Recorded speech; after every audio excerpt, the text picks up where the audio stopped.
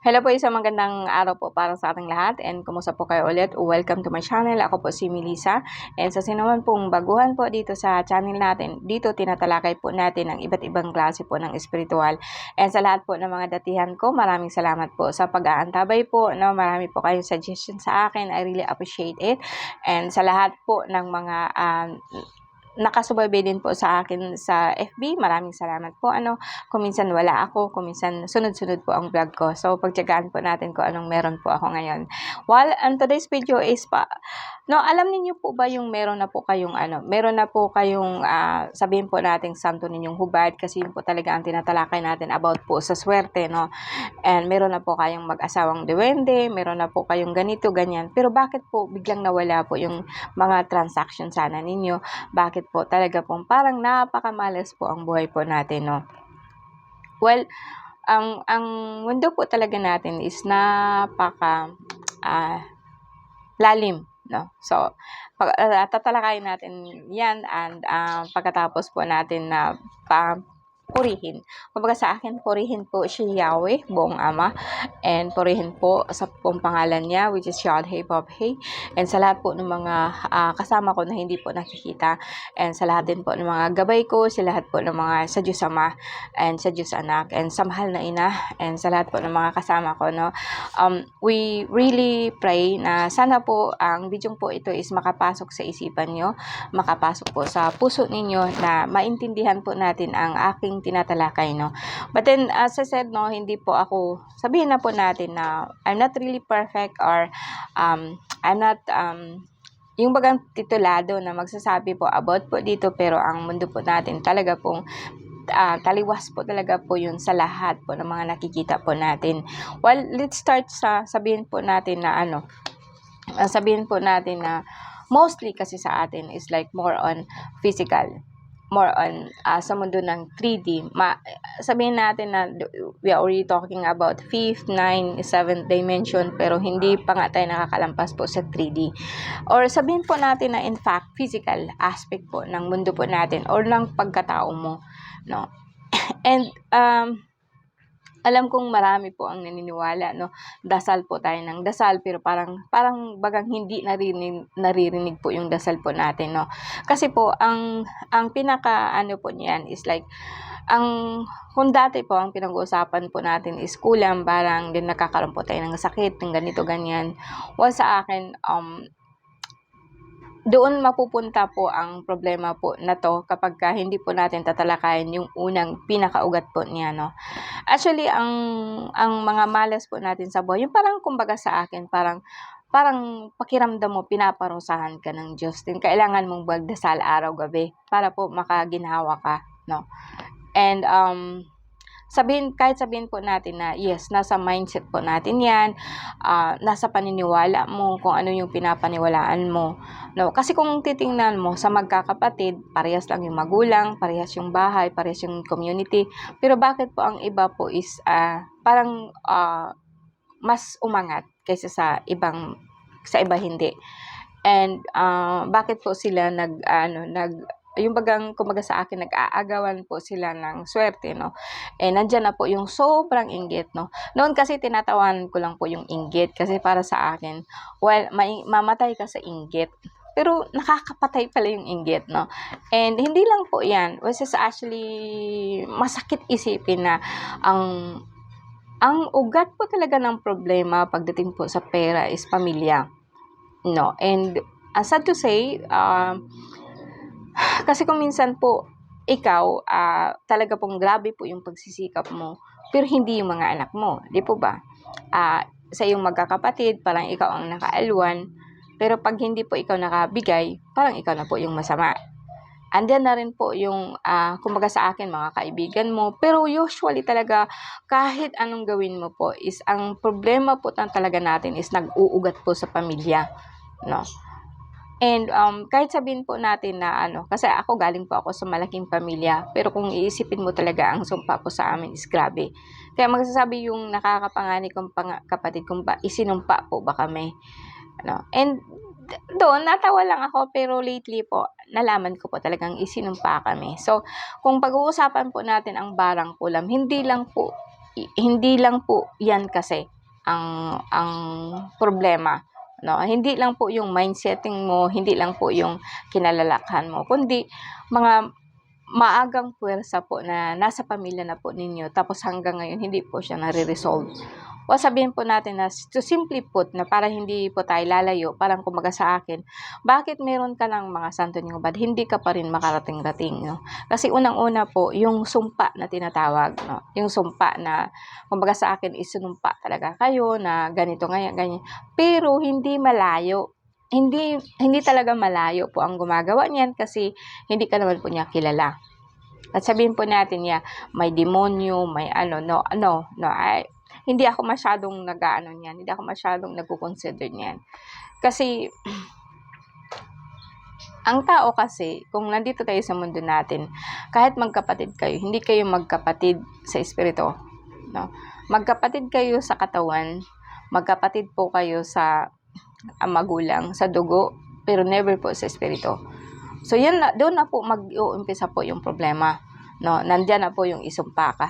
Pangalawa po yung naging asawa mo na kung saan isinumpa ka, nagkahiwalay kayo, o kasi kahit sabihin po natin na ikaw na ito. Ikaw na ito, no? Ikaw na yung papangasawa niya, pero parang sabihin natin na napakahirap po ng buhay, no? Ang sumpa din po is pero sad to say talaga po, guys, no, ang minsan po kasi is like, may mga magulang po kasing ginagawa pagkasilang mo, no, na habang buhay ka po, magsisilbi sa kanila. It is very sad, pero it's true, no. May mga magulang po na ganyan na patayin po halos yung mga anak para po maging sunod-sunuran sa kanila. And hindi lang po yan, marami na po ako nakikitang pong ganyan, no. Yun na po yung pagkasilang mo, yung itinali po yung mga pamahiin po natin sa mga matatanda. Ayaw ko nun. Kasi actually nakokontrol ka nun. And kahit anong gawin mo, talaga pong wala kang magagawa unless talagang malaman mo na ikay nakabind. Pangalawa po, yung sabi ko nga asawa, no, na naghiwalay kayo pero ayaw kanyang pakawalan. Although pinawalan mo siya physical but not in spiritual. Kasi lahat ng tao, we are all spiritual. We are all spirit. We are all soul. Pag kukunin na po yung kaluluwa mo, yung puso mo, doon na po babakbakan nila kung bakit kahit anong asawa mo, kahit anong pagsisika mo, talaga pong babalik ka po sa wala, sa zero, at talaga pong pahirap ang buhay mo. No. And bakit ganun, no? And then they just go merrily happy. Kahit po kasi once po kasi ang binding or ang sumpa na binigay sa iyo is like magkakaroon man siya ng katuparan, ganun pa rin 'yun. No. Sabihin natin na nakalimutan na, halimbawa ikaw ang gumagawa na, nakalimutan mo na. And masaya ka na po, ganito nga, ganyan. Actually, ang nagsumpa at saka yung isinumpa, they are bind itself together, pero hindi po nila alam 'yun. Kasi ang words po talaga po natin, in terms po, parang galit na galit ka po, grabe po ang hinanakit mo sa puso. Ang salita mo kasi is like actually a lesson na kung saan magbabind po sa kaluluwa po natin. Although buhay ka, yeah, totoo. Kasi ang katawan mo, ang soul mo is parang ano yan, yung gusto ko lang idagdag po na ang kaluluwa po natin is like parang nagbabalat ka po ng onions or yung sibuyas. Pagbalat mo, meron pa rin, kukunin pa rin yung isa. Pero hindi ibig sabihin na nahiwalay na. No, pag mo, ganun pa rin hanggang sa makuha talaga yung pinakadulo, pinaka-seeds po natin. That's how I look into our kasi bawat reincarnation mo is one soul. One memory is one soul. So, may mga tao talaga pong hundreds na po or daan-daang taon na po ang kaluluwa nila. Or ibig sabihin po is they are very old soul. Kahit anong gawin mo sa kanila, hindi pa rin sila mamamatay-matay or hindi po kasi they have, unless ang katawan po nila talaga po is like masagasaan or magkaroon po talaga po ng sakit. No? Ganun, no? Pero ang sumpa is nandun pa rin. So, isa yan sa dahilan na kahit anong mangyari. Kasi ang sumpa kasi is binding into your soul and into your mind. So, nandyan na po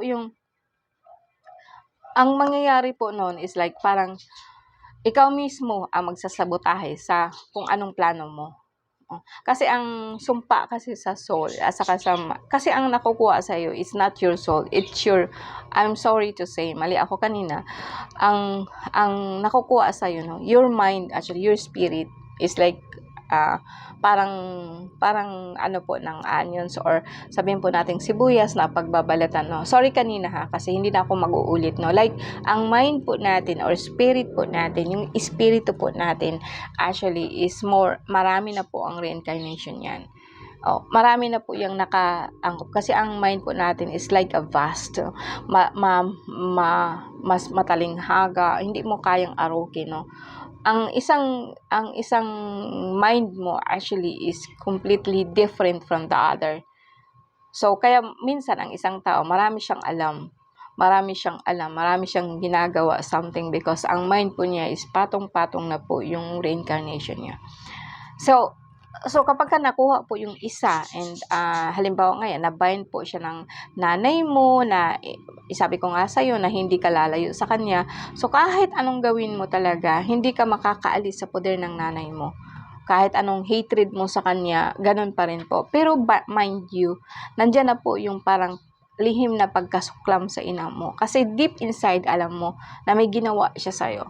Kaya nga po sinabi ko baga sa yung mga lumang pamahiin, ayaw ko niyan. Kasi they binding us na para sumunod kung anong gusto nilang gawin. Marami na akong kilala niyan, as I said, no. Pangalawa po, yung tinatawag po natin yung kaluluwa, yung sa bahay, no. Ang mga kaluluwa kasi is like may mga kaluluwa po na they are free, they are happy, they are pero kapag ka ikaw po, halimbawa yumao yung nanay mo, tapos masyado ka pong nag-grieve, so mabigat yun sa kanila. Then pahirapan ka rin po nila. Isa yun sa dahilan kung bakit parang napakahirap po ng buhay mo, no? Kasi ang ano po natin, pag nadidisturbo mo kasi sila, tapos hindi mo naman sila pinapakain, hindi mo na sila binigyan, parang kasi pagtatawag ka sa kanila, tawagin mo lang sila kapag ka may ipapakain ka. Or something like meron kang kausapin, pero let them go. Sa isip mo talaga, let them go. Isa yan sa mga ano. Tapos pangalawa po, yung mga nangyayaring negative sa'yo, no? Yung mga nakaraan mo, actually, you have to let them go. Isa yan sa dahilan kung bakit ang bigat ng pakiramdam mo. Kasi yung mga pagkakamali mo noon, dala-dala mo pa na hanggang ngayon. Kasi sa akin kasi, kung sabihin po lang natin, yung paghihirap, yung mga pagsubok sa akin, sobrang-sobra na. No, sobrang-sobra na po. Sorry, may tumawag. Sobrang-sobra na po yung paghihirap po nila. Yung paghihirap po, no, ng paghihirap po ng ano natin, ng paghihirap mo, no. And bakit ganoon pa rin, pasunod-sunod pa rin po yung nangyayari? Kasi nga po, dahil nga po doon sa tinatawag po nating mga kaluluwa po na hindi po makalit go. Hindi mo siya ma-let go. And then, doon din po sa mga, alam mo yung mga negative na nangyari sa'yo, no? And, yung mga, halimbawa mga pagkakamali po natin, no? So parang kasi sa akin, hindi po nangyari na nagkamali tayo. It's just only a process. Proseso lang po yan ng buhay po natin. Kasi sabi ko nga sa ika nga, ang buhay ko talaga kung pagsubok lang, sobra-sobra na. Every time po parang gusto ko na po bumigay. Pero pag nalampasan ko po yan, I feel great. Kasi sabi ko, ganito pala, kaya pala, ganito, ganyan, ganon. No, so hindi ko naman siya pwedeng, kasi ang journey po natin, like, kumbaga, ang journey po ng life is like, para po talaga siyang nagbibiyahe ka. You cannot really know your destination unless nakarating ka doon. And it's a very good experience na maranasan mo yung ganito, ganyan, para po malam mo na kung ano pong pwede mong gawin the next time po na dadaan ka sa lugar na yan. It's exactly like that. Pero yung mga tao kasi, hindi, yung bagang nagkikling sila doon. Minsan po may mga swerte tayo noon, na marami tayong pera noon, ganito din. Reminiscing in the past is not gonna help you actually in the future. Pwede mo siyang gawin mo siya ngayon. Pwede mong dalhin yung feeling mo noon into the future, pero hindi mo isipin na wala na siya. Kasi parang so hindi ko na po siya tatalakayin dito, pero ang past is past. Huwag mo na siyang dalhin dito para hindi magiging mabigat, no? And pangalawa po, yung mga masasamang espiritu po. Well, gusto kong sabihin po sa inyo na actually, human beings, or sabihin natin, pag sinabi ko human beings, yung tinatawag po natin humankind, tao, meron tayong sinasabi po natin na taga-ibang planeta, meron tayong taga-ibang daigdig, may espiritu sa tubig, espiritu sa lupa, espiritu ngayon sa hangin, sa apoy, or iba't iba klaseng espiritu na galing po sa ibang daigdig. And andito po yan sa lahat sa atin. Okay? And sabihin po natin na kahit nga po yung tinatawag po natin na mga kaluluwa. Ang good news guys, no, walang kaluluwa na napunta sa langit. Dito pa rin yun, andito pa rin po sila sa atin. And then they're mingling with us. And kapag ka mababa po ang energy mo, at the same energy po siya, nung time po na namatay siya, then papasok siya sa'yo. Bibigat po ang pakiramdam mo, ganito nga, ganyan, hanggang sa hihilaan ka. Lalo na kapag hindi ka masyadong aware sa feelings mo, sa thought mo. Kaya nga lagi kong sinasabi, ang awareness po talaga natin is napakahalaga. Kasi kung hindi mo alam na may pumapasok na pala sa'yo. 'Di ba? Yung pag nagagalit ka, pag biglang silakbo ng galit mo, hindi mo tatanungin ang sarili, ba't ka nagagalit? No? And basta ka na lang. Mostly sa atin, 99% sa mga tao ganun. Yung parang pagbugso ng damdamin, talaga pong ura-urada, din agad-agad po magbibitaw ng mga masasakit na salita. Then, hindi mo siya tinatanong, ba't ka nagagalit? Di mo tinanong sarili mo, ba't hindi ka nagagalit? Although sabihin natin, it's good kapag ka napagalitan mo yung tao, but actually, no. Ang taong yun is walang problema. Ikaw po ang may problema, natitrigger ka lang niya. Kaya ka po nagagalit sa kanya. But actually, the problem is never you, never them, never po yan, it's you. Meron kang karanasan noon ng pasirkbo ng yung damdamin. But then, you're not asking for that because you are too busy ngayon to think kung bakit po ganun. Kumbaga sa akin, madaling sitahin ang ibang tao, pero masakit sitahin ang sarili mo. And isa yan sa balakid po natin. Bakit? Kasi ang mga tao kasi na ng pampaswerte ngayon, nagfo-focus sila sa ibang tao. As I said, no, always focus on yourself, on your goal. Anong gusto mong gawin? So, gawin mo siya. And sa tulong po ng mga gamit mo, as I said, ang sinukuan, ang lahat po ng mga gamit mo, it's actually an extension of your power. It's not really actually your power. It is you. Ang power mo talaga is yung mind mo, yung isip mo. And kaya nga po, ang masasamang espiritu, they're not actually dwelling on your body, they're dwelling on your feelings, on your emotion, in your mind. So, yan ang bantayan mo kung bakit ka po galit. So, check your emotion, ba't ka nagagalit? Ano ba natitrigger sa'yo? Actually, mag-i-spasm ka po nun. Yun ang tinatawag ng iba po na shadow work, no? Pero, lang sa atin, nagpapadala po ng natin, then sabihin po natin na you really want this thing, pero you have too much. Basta masabi ko sa inyo guys, no, mostly talaga po sa akin na nagtatanong is ang dami nilang gusto, pero hindi nila matukoy kung saan doon ang pinakamahalaga. I don't mind kung marami kayong so bigyan niyo ako ng tentative, alindan ang gusto niyo, and then we can work on that. No? So, tutulungan ko kayo kung paano po siya ma-achieve, paano mo siya ganito. But then, you have to focus on something. Kasi, madali na lang po. Ito yung sinasabi ko sa inyo na kahit anong positive thinking mo. Kasi, you cannot hold your mind 24 hours. Kaya nandyan na yung dapat meron po kayong, magawa po kayo ng, yung tinatawag na take time to be aware. Pag sinabi ko yan po, umaga sa akin yung, kapag nagagalit ka, check, ba't ka nagagalit? Punta ka doon sa loob ng kwarto o sa loob ng CR, kung wala ka din, check, ba't ka nagagalit? And then makita mo, i-feel mo po, ba't ka nagagalit nun? Pag mo na yan, sa susunod, hindi ka na matitrigger. No, then magkaroon ka po niya ng pagkakataon po na ma-check ang sarili mo. Kasi walang ibang makaka-check sa atin kundi sarili po natin. It's very hard to do.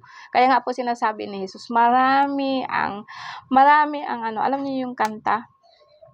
sa Bisaya na kanang ano, daghan ang anihon. Maraming aanihin, pero iilan lang po ang mag-aani. Noon, lagi po ako niya nag-ano, bakit? Bakit ganun? Kasi, noon kasi lagi akong, pag may narinig ako ng mga bagong salita, lagi ko po siyang, kasi kanta yan na, marami ang aanihin, pero iilan lang ang mag-aani. Sabi ko, bakit? Swerte na nga yun. Bakit aanihin mo na lang? Bakit parang napakahirap? Kasi mas mahirap po kasi na i-check natin ang sarili natin. Mas madali i-check yung iba kaysa sa sarili natin. So guys, I hope na may nabigyan po ako sa inyo ng lesson. So, check po yung mga po natin, kung paano po kayo makakalampas doon. So, comment down po kayo dyan sa baba kung paano po natin alisan. Bigyan po kita ng idea kung paano po. Hopefully po, mabigyan ko kayo ng time. PM lang po kayo dyan. If not, din more on, kumbaga sa akin, kung pwede po sana, wag na po munang tumawag. PM po kayo, check po kayo, then mas mabibigyan ko ng time pagka wala na pong tao, so saka po ako niyan kung ano po yung pwede natin itatakal po next time, and then sasagutin ko po yung lahat po ng tanong nyo. Maraming salamat po sa inyo, and magandang weekend po. Today is Friday po, no? And napakaraming salamat po sa inyo, and of course, no, i-close po natin sa pamamagitan po ng Diyos Ama, Yod, Hey, Bab, Hey, basta mo po ang bawat isa sa amin, nawa po is bigyan mo kami ng kalinawan po ng pag-iisip na sana po is ma-absorb po namin ang tinatalakay po namin dito. And sa pamamagitan po ng blessing ng kamay mo, no? And bless you sa pamamagitan po ng Diyos Ama, Diyos Anak, at ang Diyos Espiritu Santo. Maraming salamat po. Amen. Amen. Amen po. Bye po.